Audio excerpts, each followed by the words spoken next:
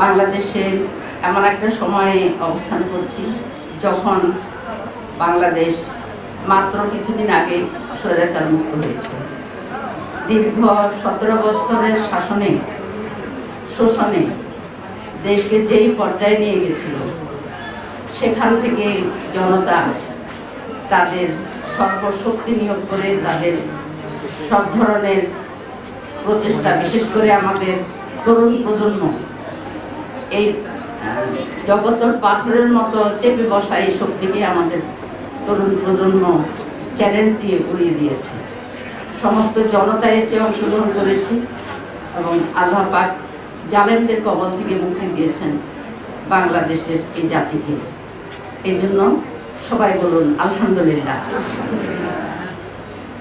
প্রিয় বোনেরা, এখন হলো দেশ গড়ার সময়। দেশে একটা নির্বাচন হয়েছে এবং সেই নির্বাচনে আমরা জনগণের কাছে, যে নির্বাচনের আগে আমরা জনগণের কাছে যে প্রতিশ্রুতি দিয়েছিলাম, সেই প্রতিশ্রুতি এখন পূরণ করার সময়। কিন্তু দুঃখজনকভাবে সত্য যে যেই দল সরকার গঠন করেছেন তারা নির্বাচনের আগে যে ওয়াদাগুলো দিয়েছেন সেটা এর অনেকটাই বেমালুম ভুলে গিয়েছেন অথবা অস্বীকার করছেন।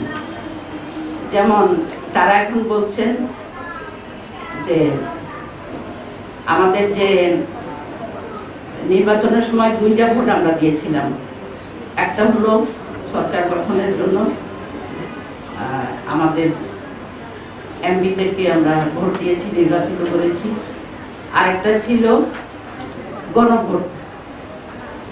এই গণভোটের ভোটটাকে বর্তমান সরকার, বিশেষ করে আমাদের স্বরাষ্ট্রমন্ত্রী অস্বীকার করছেন যে গণভোটের কথা সংবিধানে নেই। তাহলে যেই সংবিধানে উল্লেখ আছে যে 2029 সালে নির্বাচন হবে, রাষ্ট্রপতির আদেশ বলে সেই নির্বাচনটা হয়েছে 2026 সালে। তো 26 সালে নির্বাচন তো সংবিধান পরিপন্থী। এটা যদি রাষ্ট্রপতির আদেশের মাধ্যমে বৈধ হয়, তাহলে গণভোট ও এটাও রাষ্ট্রপতির আদেশ, এটা কেন বৈধ হবে না?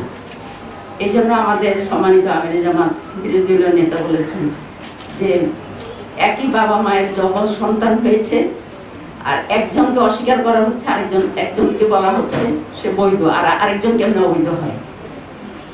এই অবাস্তব কথা আমাদের সরকারি দল বলছে এবং তাদের সুবিধার জন্য তারা অনেক কিছু ইতিমধ্যে পরিবর্তন করে নিয়েছে।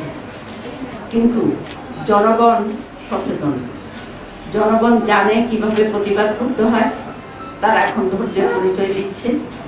আশা করি সরকারের উপলব্ধি হবে সরকার কোথায় কোথায় ভুল করছে, সেটা তারা সংশোধন করবে। আসলে আমরা কি চাই? আমরা চাই শান্তি, আমরা চাই নিরাপত্তা, আমরা চাই অধিকার এবং বৈষম্যহীন সরকার এবং বৈষম্যহীন সমাজ। তো এই বৈষম্যটা তারা কিন্তু আবার জিয়ে রাখতে চাচ্ছে। এই জন্যই সরকারি ব্যবস্থাপনায় আমরা দেখতে পাচ্ছি যে পার্লামেন্টে আমরা কিন্তু বৈষম্যের শিকার হচ্ছি। আমরা পার্লামেন্টে প্রতিবাদ করছি, আমরা জনগণের কাতারে এসেও আমরা প্রতিবাদ করছি।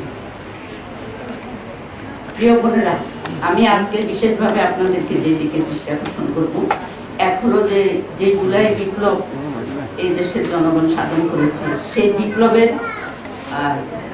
রক্ত এখনো শুকায়নি এবং এই বিপ্লবীরা এখনো আহত হয়ে কাতরাচ্ছে। অনেক পরিবারই এই দুঃসহ যন্ত্রণা ভোগ করছে।